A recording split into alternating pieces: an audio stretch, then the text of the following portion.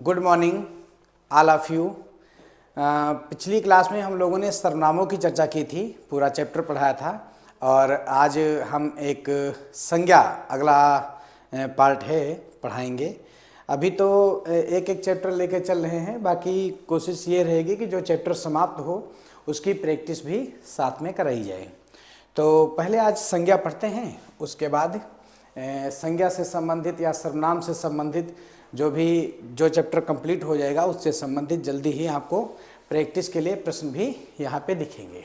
चलिए संज्ञा से शुरुआत करते हैं। सबसे पहले देखते हैं कि संज्ञा की परिभाषा क्या है।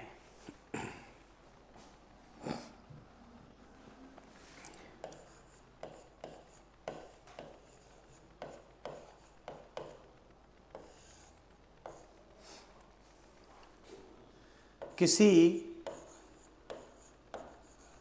व्यक्ति,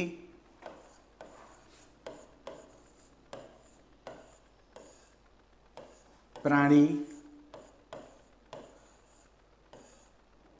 वस्तु, स्थान,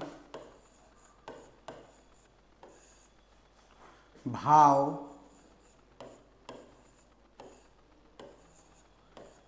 इत्यादि का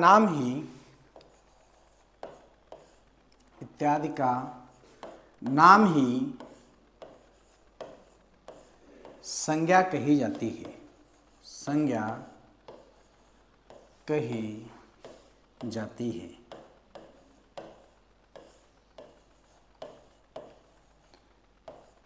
अब आप देखेंगे यहाँ पे कुछ परिभाषा में शब्द आए हुए हैं। किसी व्यक्ति, प्राणी, वस्तु, स्थान, भाव इत्यादि का नाम ही उनकी संज्ञा कही जाती है। तो यहाँ पे जैसे व्यक्ति की बात की गई, प्राणी है, वस्तु है, स्थान है, भाव है, अधिकांशतः इनकी बात पूरे संज्ञा में होगी। तो एक प्रश्न यहाँ पे शुरुआत में ये बनता है कि संज्ञा के कितने प्रकार होते हैं। संज्ञा मूल रूप में दो प्रकार की बनाई गई थी। एक संज्ञा थी यथार्थवाचक संज्ञा और एक संज्ञा थी भाववाचक संज्ञा। ये शुरुआत की बातें हैं, प्रारंभ में। तो दो संज्ञाएं बनी, एक यथार्थवाचक और एक भाववाचक। जो यथार्थवाचक संज्ञा थी, इसमें क्या किया गया, इसकी परिभाषा दी गई कि इसमें कोई भी एक ऐसा नाम जिसको सुनते ही हमारे मानस पटल पर एक चित्र सा बनकर उभर आए, उसे यथार्थवाचक संज्ञा कहते हैं। और भाववाचक संज्ञाएं वे होती हैं जिनका नाम सुनते ही हमारे मानस पटल पर कोई भी चित्र ना बने, उसे भाववाचक संज्ञा कहते हैं। उसके बाद क्या हुआ, यथार्थवाचक संज्ञा जो है उसके चार भेद बनाए गए।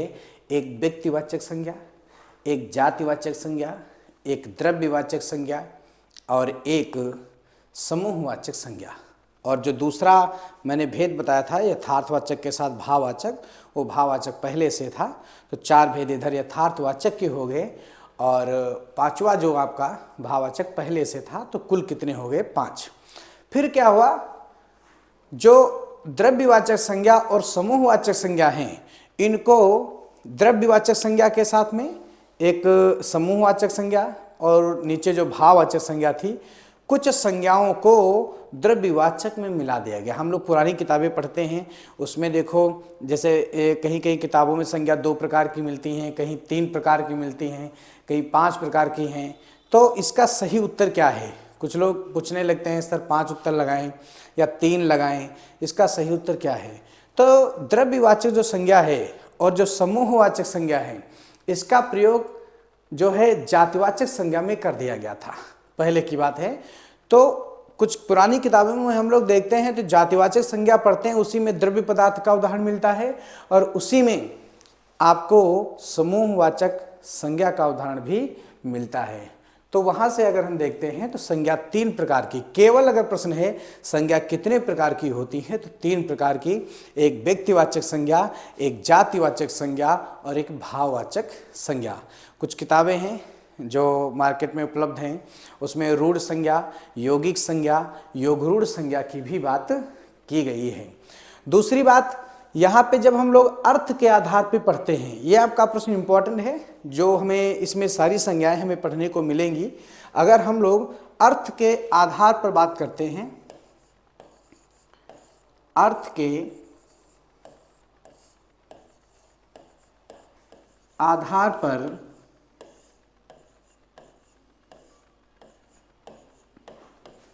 संज्ञा के 5 प्रकार हैं। 5 प्रकार हैं, ये आप ध्यान रखेंगे।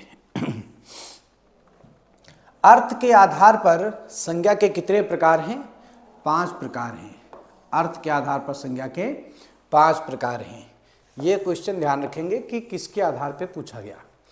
अब जब अर्थ के आधार पर संज्ञा के 5 प्रकार बताए गए तो कौन कौन से 5 प्रकार हैं?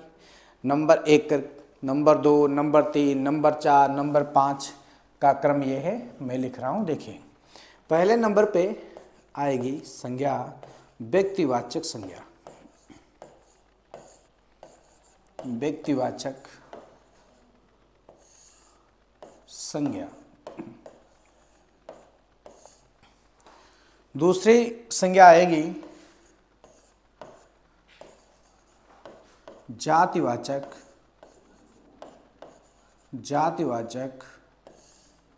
संज्ञा। तीसरी आएगी द्रव्यवाचक संज्ञा।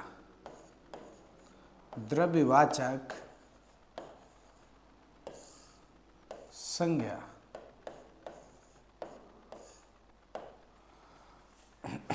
चौथी संज्ञा आएगी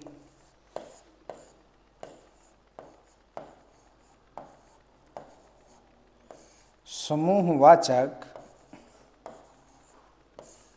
संज्ञा। और 5वीं संज्ञा आएगी भाववाचक संज्ञा। भाववाचक संज्ञा। आपके परीक्षा के दृष्टिकोण से ये 5 संज्ञाएं इंपॉर्टेंट है। बाकी मैंने अभी बताया 2, 3, 4, 5 कैसे है, वो ऐसा प्रश्न भी नहीं पूछा जाता है। वो किताबों में, पुरानी किताबें कुछ हैं, उनमें अलग अलग तरीकों से ऐसे दिया हुआ है। आपको प्रश्न ये पढ़ना है कि अर्थ के आधार पर संज्ञा के कितने प्रकार हैं, तो उत्तर क्या होगा? 5 प्रकार हैं। पहला कौन सा है? व्यक्तिवाचक संज्ञा। दूसरा जातिवाचक संज्ञा। तीसरा द्रव्यवाचक संज्ञा। चौथा समूहवाचक संज्ञा। और 5वां भाववाचक संज्ञा। अब अगर व्यक्तिवाचक संज्ञा की हम बात करते हैं, कैसे पहचानेंगे व्यक्तिवाचक संज्ञा है, कैसे पहचानेंगे जातिवाचक संज्ञा है, तो इसके मैं कई तरीके बता रहा हूँ, पहचानने के कई तरीके बता रहा हूँ। आप देखिएगा, जो भी तरीका आपको समझ में आए उस तरीके से हम लोग उसको याद कर लेंगे। तो पहली संज्ञा है व्यक्तिवाचक संज्ञा।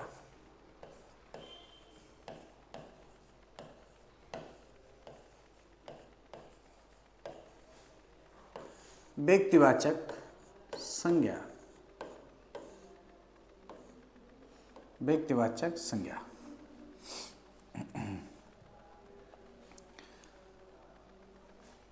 वे संज्ञा शब्द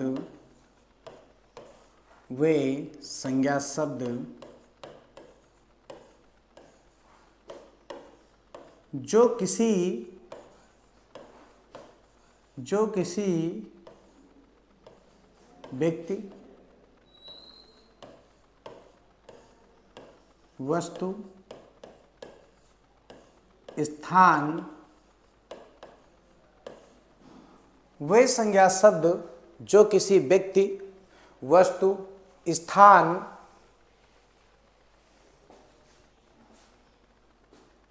इत्यादि के नाम का बोध कराते हैं, बोध कराते हैं, उन्हें व्यक्तिवाचक संज्ञा कहते हैं। वे संज्ञा शब्द जो किसी व्यक्ति, वस्तु, स्थान इत्यादि के नाम का बोध कराते हैं, उन्हें व्यक्तिवाचक संज्ञा कहते हैं। देखो, व्यक्तियों की बात की गई, वस्तुओं की बात की गई, स्थान की बात की गई। तो वे संज्ञा शब्द जो किसी व्यक्ति, वस्तु, स्थान इत्यादि के नाम का बोध कराएं, उन्हें व्यक्तिवाचक संज्ञा कहते हैं। और जातिवाचक संज्ञा की परिभाषा यह है कि वे संज्ञा शब्द जो किसी व्यक्ति, प्राणी, वस्तु, स्थान की पूरी जाति या वर्ग का बोध कराने वाले शब्दों को जातिवाचक संज्ञा शब्द कहते हैं। तो इन दोनों में अंतर क्या है? कैसे पहचानेंगे व्यक्तिवाचक संज्ञा है, कैसे पहचानेंगे ये जातिवाचक संज्ञा है? तो मैं कुछ तरीके बता रहा हूँ। पहले व्यक्तिवाचक की बात करता हूँ। देखिए, व्यक्तिवाचक संज्ञा का जब आपको कोई उदाहरण दिया जाएगा तो सबसे पहले आप याद रखेंगे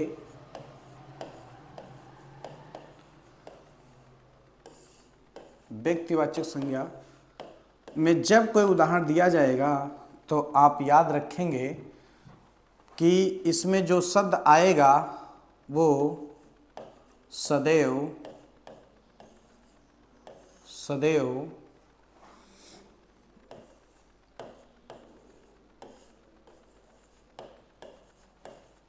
एक वचन में होगा, एक वचन में होगा।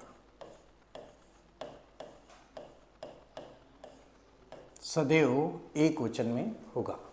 ये चीज ध्यान रखना कि व्यक्तिवाचक संज्ञा का जो भी उदाहरण आपको दिया जाएगा वो सदैव एक वचन में प्रयोग किया जाएगा। अब देखो, यहां पे एक शब्द आप देख रहे होंगे सदैव। क्या लिखा है? सदैव। तो एक वचन के पहले सदैव क्यों जोड़ा गया? तो इसका भी कारण है। कारण यह है कि सदैव शब्द इसलिए लग गया कि सदैव एक, थोड़ा सा क्षमा प्रार्थी हूँ क्योंकि यहाँ पे बहुवचन लिख गया है, सदैव एक वचन लिखना था। इसको थोड़ा सा सही कर देते हैं। सदैव एक वचन में होगा, सदैव एक वचन में होगा। ठीक है, देखिए, तो कहा गया कि इसमें जो भी शब्द आएगा वो सदैव एक वचन में होगा। तो मैं कह रहा था कि सदैव शब्द का प्रयोग क्यों किया गया? सदैव शब्द का प्रयोग इसलिए किया गया क्योंकि इसका बहुवचन रूप नहीं बनेगा। जो भी व्यक्तिवाचक संज्ञा में उदाहरण दिया जाएगा वो सदैव या हमेशा एक वचन में होगा, इसका बहुवचन रूप नहीं बनेगा, इसलिए सदैव शब्द का प्रयोग किया गया। और इसके साथ साथ में क्या होगा? जो भी इसमें शब्द दिया जाएगा वो दृश्य भी होगा। ये भी ध्यान रखना कि सदैव एक वचन में होगा और दृश्य भी होता है। जैसे व्यक्तिवाचक संज्ञा में अभी मैं पहचानने के नियम के साथ साथ एक उदाहरण दे रहा हूं आपको। जैसे मैंने कहा मोहन, एक मैंने नाम दिया मोहन। अब देखो, मोहन की बात करें तो ये सदैव एक वचन में रहेगा, मोहन का बहुवचन रूप नहीं बनेगा। और अगर हम देखेंगे तो ये दृश्य भी होगा। क्या होगा? दृश्य भी होगा। तो वे व्यक्तिवाचक संज्ञा जो सदैव एक वचन में प्रयोग होते हैं, साथ में दृश्य होते हैं, उनका प्रयोग व्यक्तिवाचक संज्ञा में किया जाता है। तो जैसे मोहन है, सोहन है, सीता है, गीता है इत्यादि शब्द होते हैं, इत्यादि शब्द होते हैं। तो इसमें जो मुख्य बात थी, हमें ये याद करना था कि व्यक्तिवाचक संज्ञा में जो भी शब्द दिया जाएगा वो सदैव एक वचन में होगा और साथ में दृश्य भी होगा। बस इतना आप ध्यान रखेंगे तो आपका प्रश्न गलत नहीं होगा, एकदम सही होगा। ठीक है।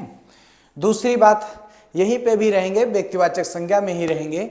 अब अगर हमारा प्रश्न मान लो इसके अलावा कुछ दिया जा रहा है तो हम कैसे पहचानेंगे व्यक्तिवाचक संज्ञा है? तो परिभाषा की जब अभी हमने बात की तो आप परिभाषा में देख सकते हैं किसी व्यक्ति, किसी वस्तु, किसी स्थान का क्या आ जाए, नाम आ जाए। तो अगर नाम आता है तो उत्तर क्या देंगे, व्यक्तिवाचक संज्ञा। अगर हम यहीं से ये प्रश्न बता रहे हैं, जैसे मोहन है, मोहन जो है ये एक व्यक्ति प्राणी का नाम है, सोहन भी नाम है, सीता भी नाम है, गीता भी नाम है। तो नाम के आधार पे अगर देखा जाए, व्यक्ति का नाम, ठीक है, व्यक्ति का नाम, अगर व्यक्ति के नाम आते हैं तो उत्तर आपको देना है व्यक्तिवाचक संज्ञा। दूसरा, जैसे व्यक्ति के बाद आप देख रहे होंगे यहाँ पे क्या लिखा है, वस्तु लिखा है, ठीक है। तो अगर किसी वस्तु का नाम आ जाए, किसी वस्तु का नाम आ जाए, वस्तु का नाम, अब वस्तु का नाम आना चाहिए। जैसे मैं एक उदाहरण दे रहा हूँ, पंखा। अगर ये प्रश्न ऐसे पूछ लिया जाता है कि पंखा में कौन सी संज्ञा है, तो लोग कहते हैं पंखा तो नाम है, पंखा में व्यक्तिवाचक होना चाहिए।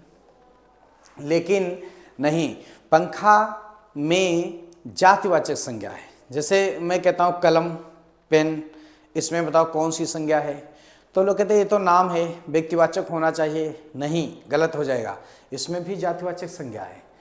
जैसे मैं कहता हूँ मोबाइल, लोग कहते हैं कि मोबाइल तो नाम लग रहा है तो ये भी व्यक्तिवाचक होना चाहिए। नहीं, ये भी गलत हो जाएगा, मोबाइल भी जातिवाचक संज्ञा है, क्योंकि इन सब की ये जातियां हैं। अगर आप मान लो, मैं एक छोटा सा उदाहरण दे रहा हूँ, किसी आप दुकान पे जा रहे हो मोबाइल लेने के लिए, तो वहाँ पे जब आप जाते हो तो क्या कहते हो कि एक मोबाइल दे दीजिए, तो वो पूछेगा, दुकानदार जो होगा वो पूछेगा आपसे कि कौन सा मोबाइल, आपसे पूछेगा।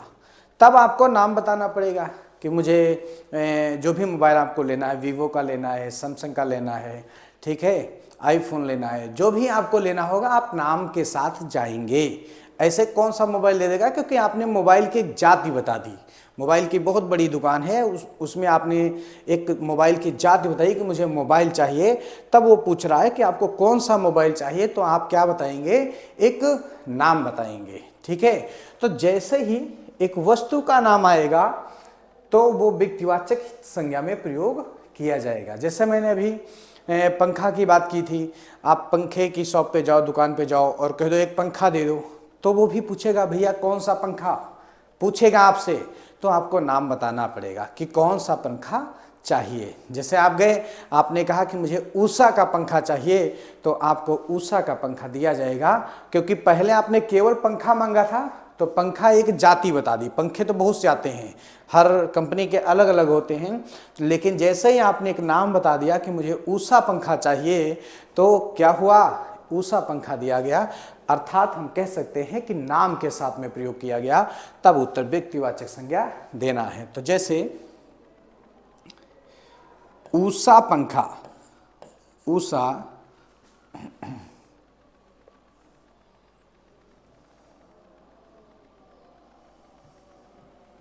जैसे ऊषा पंखा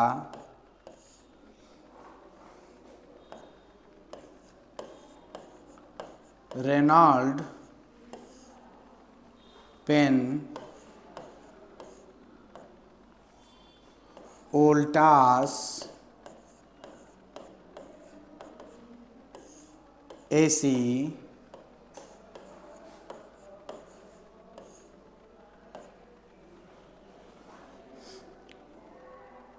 सैमसंग,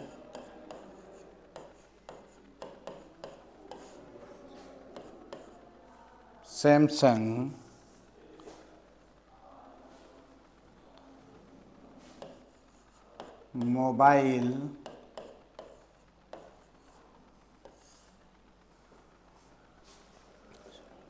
सेलो, कुर्सी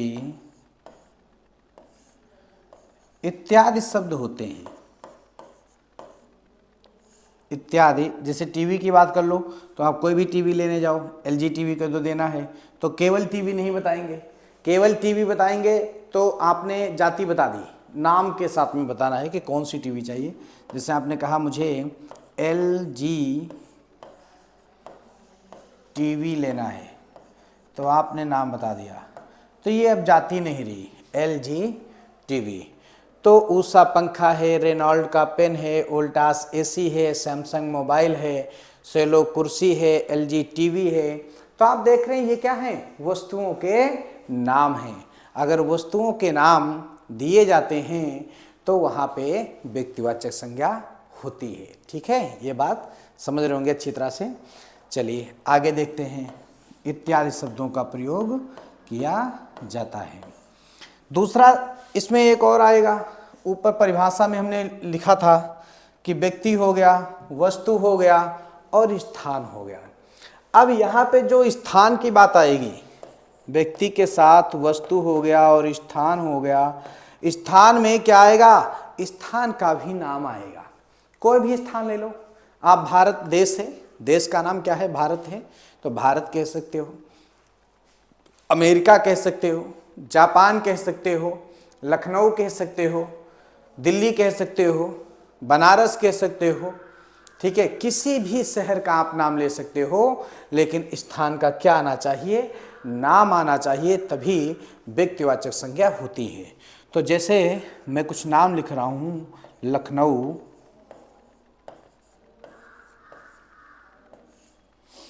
इसको थोड़ा सा सही कर देते हैं,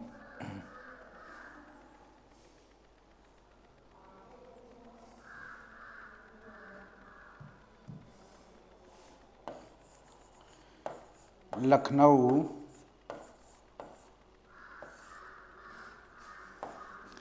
सीतापुर,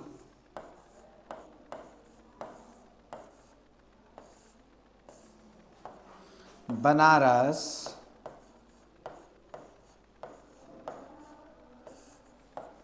जापान, दिल्ली,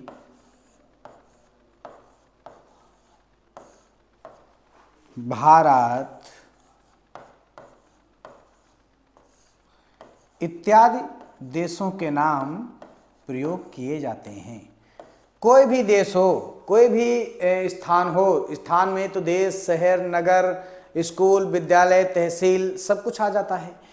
तो एक चीज़ यहाँ से स्पष्ट होगी कि किसी व्यक्ति, वस्तु, स्थान का क्या जाए, अगर नाम आता है तो वो भी व्यक्तिवाचक संज्ञा में प्रयोग किया जाता है। तो हम लोग अच्छी तरह से एक बार दोबारा पूरा व्यक्तिवाचक के बारे में पहले जानते हैं। हमने आपको बताया कि व्यक्तिवाचक संज्ञा क्या होती है, कि जब वे संज्ञा शब्द जो किसी व्यक्ति, किसी वस्तु, किसी स्थान इत्यादि के नाम का बोध कराते हैं, उन्हें व्यक्तिवाचक संज्ञा कहते हैं।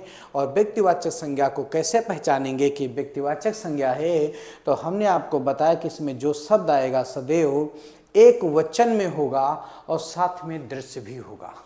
दूसरी चीज, जैसे व्यक्ति की बात मैंने की, तो मोहन, मान लो कोई लड़का है तो वो मोहन, मुझे पता है इस लड़के का नाम मोहन है, तब तो वो दिखाई भी दे रहा है, दृश्य भी है ना। तो और मोहन का वचन में प्रयोग करते हो तो मोहन एक वचन है, अकेला एक वचन है। तो मोहन है, सोहन है, सीता है, गीता है, इन सब का प्रयोग किस में हो रहा है, एक वचन में हो रहा है। तो व्यक्तिवाचक संज्ञा ये डायरेक्ट एक समझो ट्रिक है। व्यक्तिवाचक संज्ञा का जो भी उदाहरण आएगा वो सदैव एक वचन में प्रयोग होगा और एक वचन के साथ साथ में दृश्य भी होगा। तो व्यक्तिवाचक में क्या आ जाए, नाम आ जाए, तो मोहन है, सोहन है, सीता है, गीता है, ये सब क्या आ गए, नाम आ गए। वस्तुओं में हमने देखा, मैंने कहा था केवल नाम नहीं बताना है कि पंखा दे दो, टीवी दे दो, कूलर दे दो, पेन दे दो, ऐसा नहीं कहना है, नाम के साथ में जाना है। आप नाम के साथ जाएंगे तभी उत्तर व्यक्तिवाचक में आएगा। तो जैसे मैंने कहा, उषा पंखा, Reynold pen, Voltas AC, Samsung mobile, Cello कुर्सी, LG टीवी इत्यादि। स्थान की मैंने बात की, तो यहाँ पे आप केवल शहर नहीं कहोगे, ये ध्यान रखना। अगर कह रहे हो शहर, तो शहर की आप जातियां बता रहे हो, आपने एक जाति की बात कर दी, ठीक है, ये बात ध्यान रखना। अगर, क्योंकि ये स्थान है, तो ये अगर केवल शहर कह रहे हो, केवल नगर कह रहे हो, तहसील कह रहे हो, तो ये सब जातियां हैं। शहर तो बहुत से हैं, नगर तो बहुत से हैं, कौन सा नगर, कौन सा शहर, कौन सी तहसील, कौन सा विद्यालय, कौन सा स्कूल, पता चला है, कौन सा घर पता चल रहा है, नहीं पता चल रहा है। तो हमें उसका नाम बताना होगा, तो नाम के साथ में आएंगे तो हमारा उत्तर व्यक्तिवाचक संज्ञा में हो जाएगा। यही बात अगर हम एक और पॉइंट यहाँ पे लिखना चाहें तो पॉइंट ये है, या इसे हम नोट में भी प्रयोग कर सकते हैं कि जब किसी वाक्य में या कहीं भी आपको कोई व्यक्ति, वस्तु, स्थान 3 नाम मैंने लिखे हैं, किसी व्यक्ति, वस्तु, स्थान का नाम आता है, नाम आता है,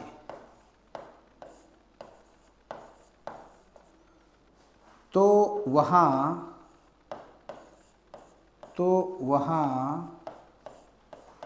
व्यक्तिवाचक संज्ञा होती है, व्यक्तिवाचक संज्ञा होती है, व्यक्तिवाचक संज्ञा होती है। तो बस ये व्यक्तिवाचक आपका पूरा कंप्लीट हो गया। बस जितनी भी इसमें चीज़ें थी मैंने आपको सब कुछ बता दिया। तो मैं आशा करता हूँ आप सभी लोग अच्छी तरह से समझ गए होंगे। उसके पहले एक बार मैं जल्दी से एक बार और बता देता हूँ, रिवीजन करा देता हूँ कि व्यक्तिवाचक संज्ञा को आप कैसे पहचानेंगे कि वे संज्ञा शब्द जो किसी व्यक्ति, वस्तु, स्थान इत्यादि के नाम का बोध कराते हैं उन्हें व्यक्तिवाचक संज्ञा कहते हैं। व्यक्तिवाचक संज्ञा में सदैव जो भी शब्द होगा वो एक वचन में होगा और वो दृश्य होगा, सदैव एक वचन में होगा और दृश्य होगा। व्यक्तिवाचक मोहन, सोहन, सीता, गीता ये नाम आ गए, वस्तु में भी नाम आएंगे, स्थान में भी नाम आएंगे। इसीलिए मैंने नीचे ये आपको एक पॉइंट बता दिया कि अगर किसी व्यक्ति, किसी वस्तु और किसी स्थान, इन तीनों के अगर नाम आते हैं तो एक ही उत्तर देना है व्यक्तिवाचक संज्ञा, एक ही उत्तर देना है व्यक्तिवाचक संज्ञा। तो ठीक है, मैं आशा करता हूं आप लोगों ने कि व्यक्तिवाचक संज्ञा को अच्छी तरह से समझ लिया होगा, इसका उत्तर कैसे हमें देना है। ठीक है, अब हम पढ़ते हैं जातिवाचक संज्ञा। देखिए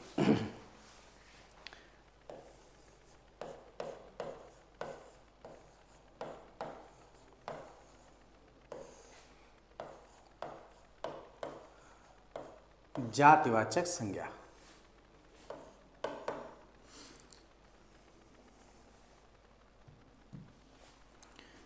पहले परिभाषा लिख लेते हैं, उसके बाद में आपको समझा रहे हैं।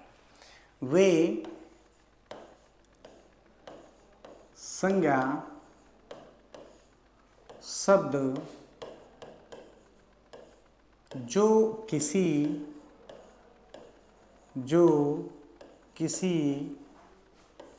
व्यक्ति,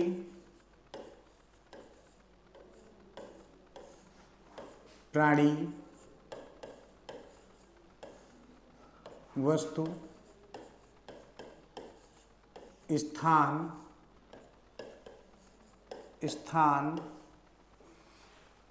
वे संज्ञा शब्द जो किसी व्यक्ति, प्राणी, वस्तु, स्थान इत्यादि की पूरी जाति,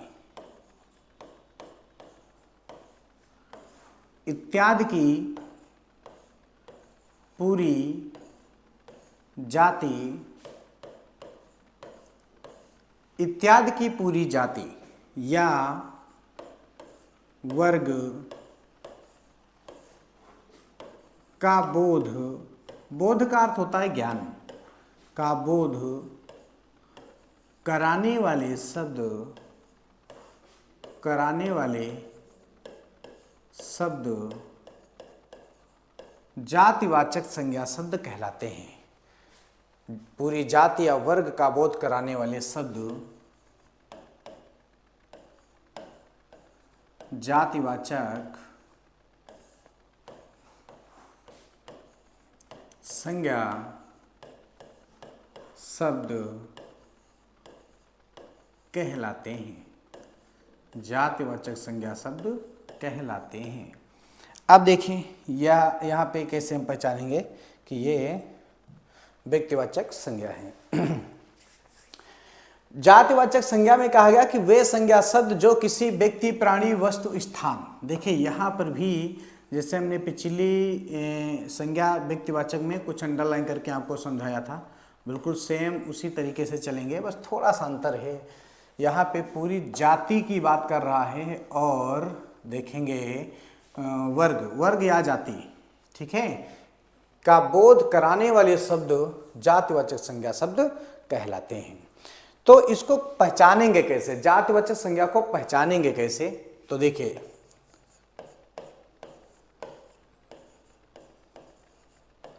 जातिवाचक संज्ञा कैसे पहचानेंगे? तो जातिवाचक संज्ञा में जो शब्द होगा, यहां पे मैं लिख देता हूं, पिछली संज्ञा में जो शब्द नहीं लिखा था वो मैंने आपको समझा दिया था, यहां लिख देता हूं, अगर ना ध्यान रहे तो ये बात पढ़ लेना कि जो शब्द बहुवचन में प्रयोग हो, बहुवचन में प्रयोग हो,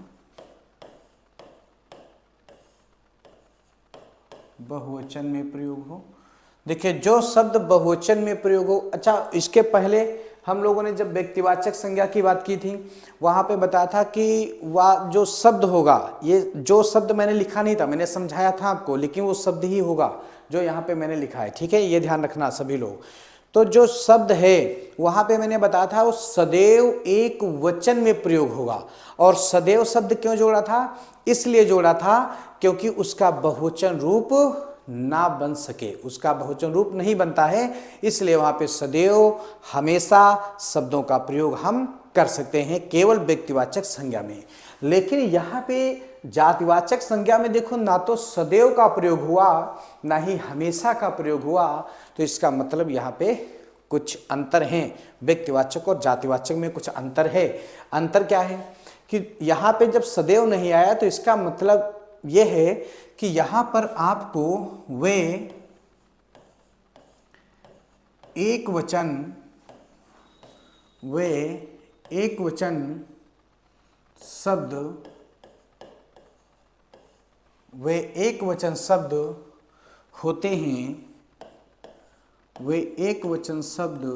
होते हैं, जिनका बहुवचन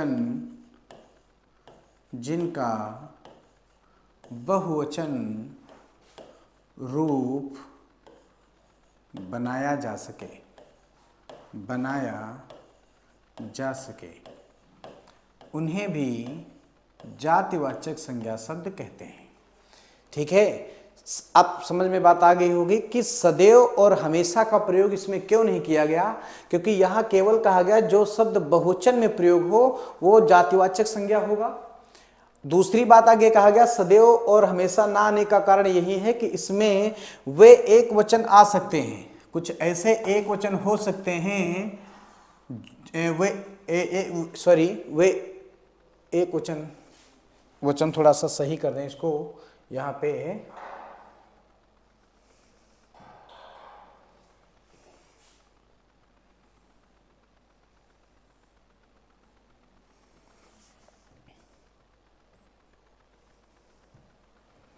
वे एक वचन, ठीक है, एक वचन। अब देखिए, तो सदैव और हमेशा क्यों नहीं आया, इसका कारण यह है कि इसमें ऐसा भी एक वचन आ सकता है जिनका बहुवचन रूप बनाया जा सके, इसलिए यहां पे सदैव शब्द का प्रयोग नहीं किया गया। और व्यक्तिवाचक में क्या था, वहां सदैव एक वचन में प्रयोग किया गया था क्योंकि वहां पे उसका बहुवचन रूप नहीं बनता है। ठीक है, क्लियर हुआ? तो मैं आशा करता हूं सभी लोग ये चीज समझ गए होंगे कि यहाँ सदैव हमेशा का प्रयोग क्यों नहीं किया गया। दूसरी बात, जातिवाचक संज्ञा में जैसे हमने आपको वहां पे कुछ प्रश्न दिया था, व्यक्ति प्राणी के वस्तु स्थान के नाम की मैंने बात की थी, और यहाँ पे क्या कह रहा है, पूरी जाति या वर्ग का बोध कराएं। तो सबसे पहले मैं प्राणी की बात करता हूं।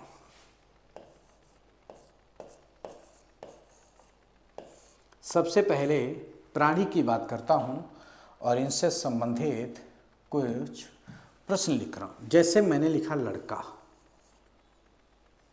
जैसे प्रश्न है लड़का में कौन सी संज्ञा है, तो उत्तर क्या देंगे? जातिवाचक संज्ञा है। क्योंकि अब देखो लड़का में अगर हम डायरेक्ट नाम और जाति की बात करें, पहले एक एक तरीके से पढ़ेंगे। अगर लड़का नाम और जाति पे जा रहे हैं तो लड़का कोई नाम नहीं है, लड़का कोई नाम नहीं है, लड़कों की जाति होती है। नाम तो मोहन था जो मैंने अभी व्यक्तिवाचक में लिखा था, नाम तो सोहन था जो मैंने व्यक्तिवाचक में लिखा था, नाम तो सीता था, नाम तो गीता है। तो इस प्रकार से जो नाम है वो व्यक्तिवाचक में प्रयोग हो रहे थे, यहाँ तो लड़का एक जाति है। समझ में बात आ रही? अब यही प्रश्न हम वचन में प्रयोग करते हैं कि लड़का में कौन सा वचन है, तो लड़का में एक वचन है। वो मैंने इसलिए नियम आगे लिखा था कि वे एक वचन शब्द जिनका बहुवचन रूप बनाया जा सके उन्हें जातिवाचक संज्ञा शब्द कहते हैं। तो ऐसा कौन सा नियम है वचन में जो यहाँ पे लड़का एक वचन है तो इसका बहुवचन बन जाएगा? तो जब हम वचन चैप्टर पढ़ेंगे तो वहाँ पे एक नियम कहता है कि जिन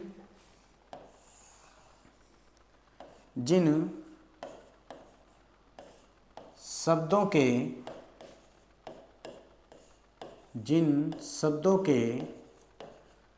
अंत में स्वर बड़ा आ हो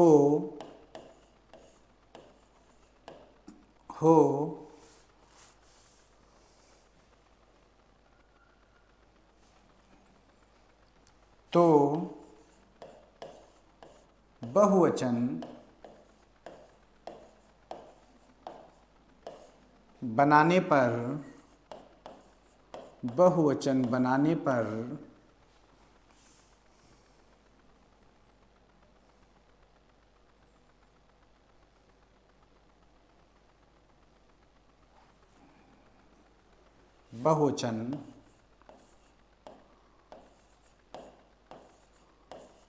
बनाने पर बड़ा आ के स्थान पर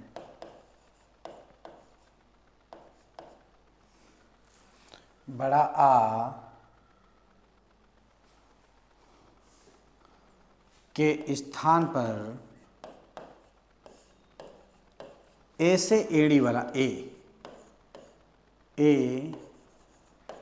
का प्रयोग करते हैं। यह नियम है। जब वचन पढ़ेंगे तो वहाँ पे ऐसे नियम आपको देखने को मिलेंगे। इसको हम लोग एक दो चार उदाहरण के माध्यम से समझ लेते हैं ताकि एकदम क्लियर हो जाए। जब वचन पढ़ेंगे तो कहा गया कि जिन शब्दों के अंत में स्वर बड़ा आ हो, स्वर क्या हो? बड़ा आ हो, तो बहुवचन बनाने पर बड़ा आ के स्थान पर ए से एड़ी ए का प्रयोग करते हैं। इसके अलावा मैं एक चीज़ और बता दूं, यहाँ पे ए और ऐ में लोग कंफ्यूज हो जाते हैं। थोड़ा सा समस्या ये रहती है कि मात्रा वाली जो बात है, कहते हैं कि एक मात्रा लगेंगी या दो मात्राएं लगेंगी, ये दिक्कत होती है। तो जो ए से एड़ी है स्वर, उसकी एक मात्रा होती है और जो ए से ऐनक होता है उसकी दो मात्राएं होती हैं। तो यहाँ पे किस ए की बात हुई? ए से एड़ी की बात हुई। तो कितनी मात्रा का प्रयोग करेंगे? एक मात्रा का प्रयोग करेंगे। तो जैसे यहाँ पे लिखा है लड़का, लड़का लिखा है, तो लड़का का अंतिम वर्ण देखो, यहाँ पे कामेश्वर क्या मिला? बड़ा। कामेश्वर क्या मिला? बड़ा मिला। नियम क्या कहता है कि अंतिम स्वर, अंत में अगर स्वर बड़ा आ हो तो बहुवचन बनाने पर आ के स्थान पर ए से एड़ी ए का प्रयोग करते हैं अंतिम। तो यहाँ पे लड़का आ है तो ये एक वचन हो गया। लड़का कौन सा वचन हुआ? एक वचन हो गया। ठीक है। और इसका बनाना क्या है? बहुवचन। तो जैसे हम बहुवचन बनाएंगे तो लिखेंगे लड़का का बहुवचन लड़के। आप देख सकते हैं आप लोग अंतिम वर्ण में, अभी अंतिम वर्ण में का में स्वर बड़ा था। कौन सा स्वर था? बड़ा था। अब यहाँ पे आप देख सकते हैं इस वाले में के में स्वर क्या मिला, ए से एड़ी मिला। ए से एड़ी की कितनी मात्राएं होती हैं, एक, और जब एक आप प्रयोग करते हैं तो उसे बहुवचन बना देते हैं। तो ये वचन का नियम है जो मैंने जातिवाचक संज्ञा में आपको बताया कि जातिवाचक संज्ञा में वे एक वचन शब्द होते हैं जिनका बहुवचन रूप बनाया जा सके। ठीक है, तो लड़का का लड़के, अब ऐसा कोई भी प्रश्न आ जाए, लड़का का लड़के, कपड़ा का कपड़े, मेला का मेले, संतरा का संतरे, तोता का तोते, पहिया का पहिए, रुपया का रुपए इत्यादि जिन शब्दों के अंत में स्वर बड़ा आ होता है, बहुवचन बनाने पर उसको ए का प्रयोग करके हम बहुवचन बना देते हैं। इसके साथ में मान लो एक प्रश्न और मैं इसी से संबंधित दे देता हूं, ताकि ये जो मैंने ऊपर एक बात बताई है कि बहुवचन हमेशा क्यों नहीं प्रयोग किया गया, सदैव क्यों नहीं प्रयोग किया गया, एक वचन शब्द का बहुवचन कैसे बन जाएगा। तो जैसे एक प्रश्न और आया, नदी, एक प्रश्न दिया गया नदी, और कहा गया नदी में कौन सी संज्ञा है, नदी में कौन सी संज्ञा है। तो नदी, पहली बात याद रखना, नदी कोई नाम नहीं है, नदियों की जाति होती है। नाम तो गंगा नदी है, नाम तो यमुना नदी है, नाम तो माही नदी है, नाम तो ब्रह्मपुत्र नदी है। तो कुछ इसमें एक दो अपवाद भी हैं, लेकिन यहाँ पे बात नामों की भी हो रही है। अपवाद जब हम आगे पढ़ाएंगे, अभी बहुत से चैप्टर हैं तो उनमें अलग उसको एक नोट में लिखा देंगे आप लोगों को, ताकि वो ध्यान रहेगा। तो यहाँ पे भी सिर्फ नाम की बात हो रही है। तो नदी जो है ये कोई नाम नहीं है, नदी क्या है, एक जाति है, नदियों की जाति है। नाम तो पढ़ते हैं आप लोग, देखते हैं कि नदियों के नाम पढ़ते हैं, मैंने उदाहरण दिया गंगा नदी, यमुना नदी, सरस्वती नदी, ये सब नाम है। नदी केवल क्या है, जाति है। अगर जाति है तो जातिवाचक संज्ञा में प्रयोग होगा, अगर वचन में हम प्रयोग करते हैं तो नदी में वचन कौन सा है, ये भी तो प्रश्न बनता है। तो नदी में एक वचन है, नदी में कौन सा वचन है, एक वचन है। नियम क्या कहता है कि इसमें वे एक वचन शब्दों का प्रयोग हो सकता है जिनका बहुवचन रूप बनाया जा सके। तो इसका बहुवचन रूप क्या होगा, नदियां होगा। क्या होगा, नदियां होगा। अब नदी से नदियां कैसे बन गया, इसका भी नियम है। इसका नियम क्या है, देखो इसका नियम यह है, यहीं पे लिख रहा हूं, समझ लीजिए अच्छी तरह से। नियम ये कहता है कि अगर किसी शब्द के अंत में, अगर किसी शब्द के अंत में स्वर बड़ी ई है तो उसका परिवर्तन हम छोटी ई में कर देते हैं। अगर किसी शब्द का अंतिम वर्ण जो है उसमें स्वर बड़ी ई है तो उसका परिवर्तन किस में करेंगे, छोटी ई में कर देते हैं। और अगर किसी में छोटी ई है तो उसका परिवर्तन, लोग जब मैं ये पढ़ाता हूँ प्रश्न तो अधिकांशतः लोगों का उत्तर आता है जब ऊपर वाला प्रश्न मैच करते हैं, जैसे रीजनिंग में नहीं होता है, ऊपर नीचे मिलान कर लेते हैं। तो जैसे मैंने ये नियम बताया कि बड़ी आएगा तो छोटी कर देना, और छोटी आए तो लोग कहते हैं बड़ी कर देना। ऐसा नहीं है, बड़ी नहीं होगा, बड़ी ए आए तो आप छोटी करो, लेकिन अगर किसी शब्द के अंत में छोटी ई है तो छोटी ई ही रहेगा, उसमें कोई परिवर्तन नहीं करना है। ठीक है, अब बनाना क्या है बहुवचन, तो बहुवचन बनाना है इसके अंत में हम या जोड़ेंगे। क्या जोड़ेंगे, या जोड़ेंगे, या जोड़कर उसे बहुवचन बना देंगे। देखो अपना प्रश्न, यहां पे क्या दिया था प्रश्न, नदी। कौन सा प्रश्न था, नदी। अब ये नदी जो प्रश्न आया इसमें देखो, नदी का अंतिम जो वर्ण है नदी, दा है, दा में स्वर क्या मिला, बड़ी। अब बड़ी ई का परिवर्तन किस में करेंगे, किस में करेंगे, छोटी में करेंगे। तो इस दा में जो बड़ी की मात्रा लगी है इसको पहले छोटी में बदलते हैं। तो हमने यहां पे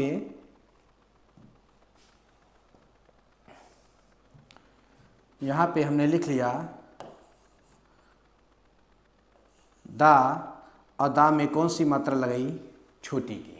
ठीक है, छोटी की मात्रा लगा दी। ये बात समझ पाए सभी लोग कि दा में बड़ी की मात्रा है, बड़ी को किस में बदलना है, छोटी में। तो इस दा में जो बड़ी की मात्रा थी हमने छोटी में बदल दिया। बनाना क्या है, बहुवचन। बहुवचन बनाओगे तो अब आगे क्या जोड़ोगे, या। तो हमने आगे लिखा या, बन गया नदियां। ठीक है, ऐसे ही मान लो छोटी का कोई प्रश्न आता है, जैसे मान लो रीति है, एक प्रश्न है रीति। अब रीति में अंतिम वर्ण देखो क्या है, रीति में अंतिम वर्ण क्या है, ती में कौन सी मात्रा है, ती में छोटी की मात्रा है, और छोटी ई है तो छोटी ई ही रहेगा, कोई परिवर्तन नहीं होगा। परिवर्तन बड़ी का छोटी में होता है, तो छोटी है तो छोटी ही रहेगा, कोई परिवर्तन नहीं होगा। और फिर आगे बहुवचन बनाना है तो क्या जोड़ेंगे, या जोड़ेंगे, तो सीधा सीधा रीति में या जोड़ोगे तो क्या बन गया, रीतियाँ।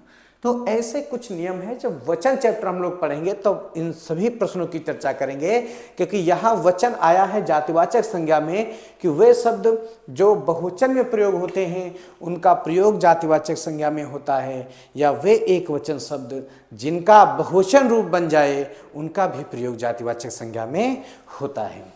तो कौन कौन से नाम इसमें दिए गए, प्राणी, वस्तु, स्थान, हम इसकी चर्चा करते हैं अगले उसमें। जैसे 3 नाम मैंने बताए थे, किसी प्राणी,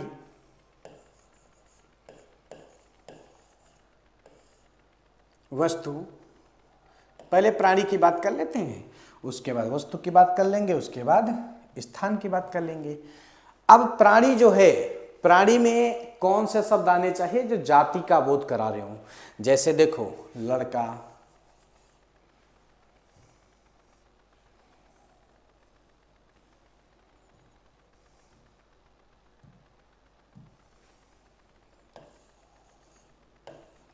लड़का, लड़की,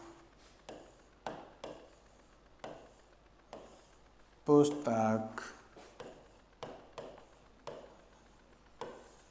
मानव,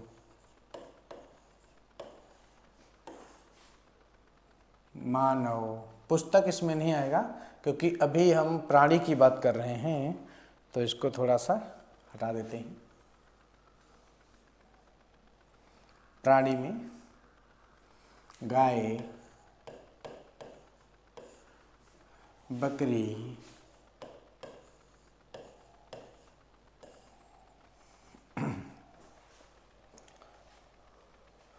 अगर मनुष्य आ जाएगा तो भी प्राणी में ही प्रयोग किया जाएगा। मनुष्य, आदमी, भैंस, तोता, कबूतर इत्यादि शब्द होते हैं, इत्यादि शब्द होते हैं। तो आप याद रखेंगे कि अगर प्राणी में जाति का बोध करा दे, भाई यहाँ पे लड़का, लड़की, गाय, मानव, कुछ लोगों का प्रश्न होता है कि गाय, सर गाय तो एक नाम है, गाय जातिवाचक कैसे होगी? गाय नाम नहीं है, गायों की जातियां होती हैं। यहीं पे प्रश्न आपका बनता है, जैसे हमने प्रश्न दिया पशु, और मैं पूछ रहा हूं कि भैया पशु में कौन सी संज्ञा है, पशु में कौन सी संज्ञा है? तो पशुओं की जाति होती है, तो पशु भी जातिवाचक संज्ञा है, और पशु के अंतर्गत आ रही है गाय, भैंस, ये सब आएंगे। अब पूछ रहा है गाय में कौन सी संज्ञा है, और गाय भी जाति है, पशु भी जाति है, जाति है तो नाम भी तो लिख सकते हैं। पशु में कौन सी संज्ञा है? तो हम लिखेंगे जातिवाचक संज्ञा है, जातिवाचक संज्ञा है।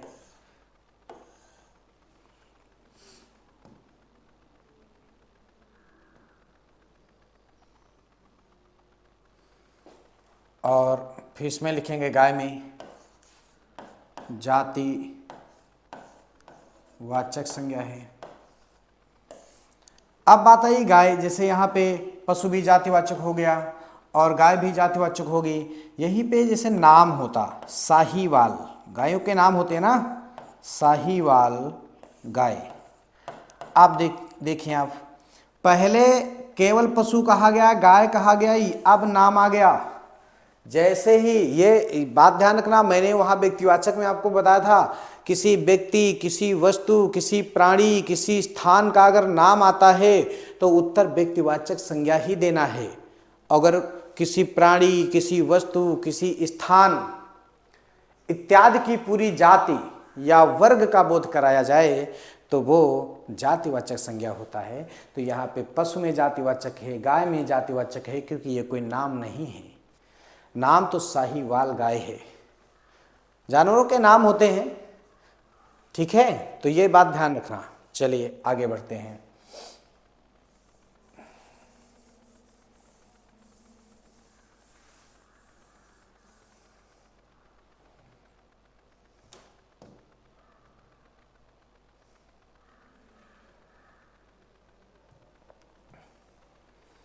प्राणी के बाद बात करते हैं वस्तु की। प्राणी के बाद बात करते हैं वस्तु की। प्राणी, वस्तु। अब देखिए वस्तु में क्या क्या आएगा। जैसे वहां पे व्यक्तिवाचक संज्ञा में हम लोगों ने लिखा था उषा पंखा, नाम के साथ में आए थे। अब वहां पे लिखा था एलजी टीवी, नाम के साथ में आए थे। वहां पे लिखा था रेनॉल्ड पेन, नाम के साथ में आए थे। वहां पे लिखा था सेलो कुर्सी, नाम के साथ में आए थे। लेकिन यहां किसी नाम के साथ नहीं आना है, तो केवल हम लिख सकते हैं पंखा, केवल लिख सकते हैं मोबाइल,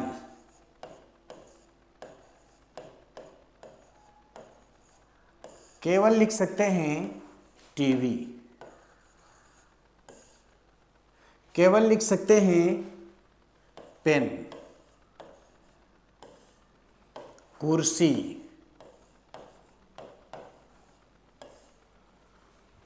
फ्रिज,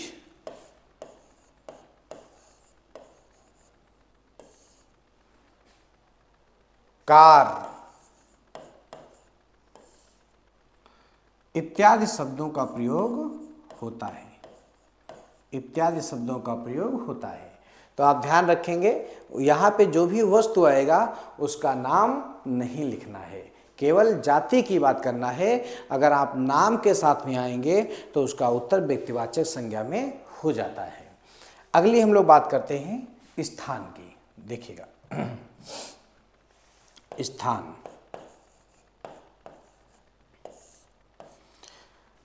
स्थान की बात करते हैं। व्यक्तिवाचक संज्ञा में आपने पढ़ा था कि जैसे लखनऊ, जापान, भारत, अमेरिका, सीतापुर, लखनऊ, दिल्ली इत्यादि। मैंने कहा था शहरों के नाम, नगरों के नाम, तहसीलों के नाम, ठीक है।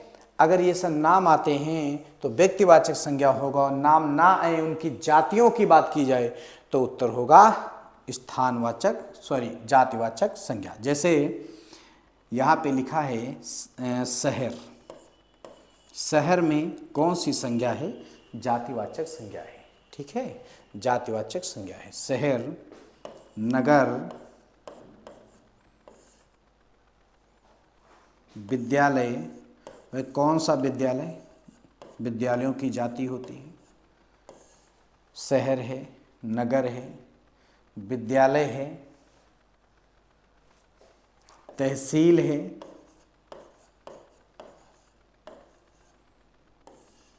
ब्लॉक है, ठीक है, थाना है, थाना है, और जिला है, गांव है, कस्बा है,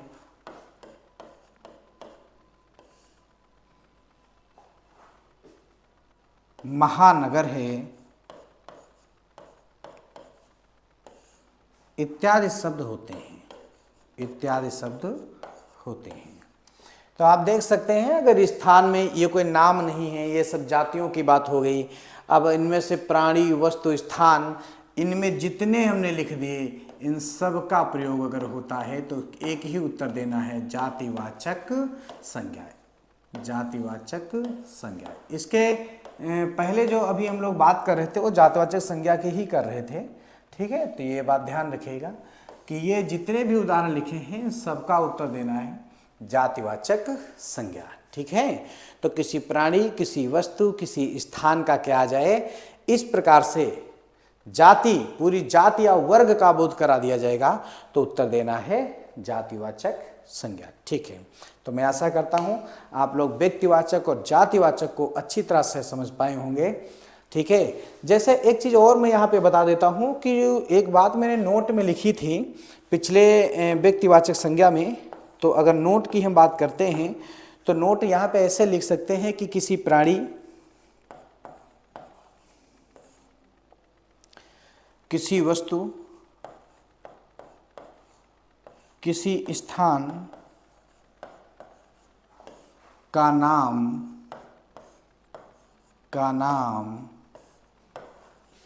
न आए, किसी प्राणी, वस्तु, स्थान का नाम ना आए तो वहाँ जातिवाचक संज्ञा होती है। ठीक है, अच्छा वहाँ पे क्या था, वहाँ मैंने व्यक्ति, प्राणी, वस्तु, स्थान सबके नाम बताए थे। यहाँ प्राणी, वस्तु, स्थान का नाम ना आए, यहाँ नाम नहीं आएगा, और नाम ना आए तो समझो जाति बताई गई है, और जाति बताई गई तो जातिवाचक संज्ञा होगा। अपनी भाषा में ऐसे भी कह सकते हो कि अगर किसी प्राणी, वस्तु, स्थान का नाम आ जाए तो व्यक्तिवाचक, नाम ना आए तो जातिवाचक। ठीक है, तो ये दो पार्ट आपके अच्छी तरह से समझ में आ गए होंगे, व्यक्तिवाचक संज्ञा और जातिवाचक संज्ञा।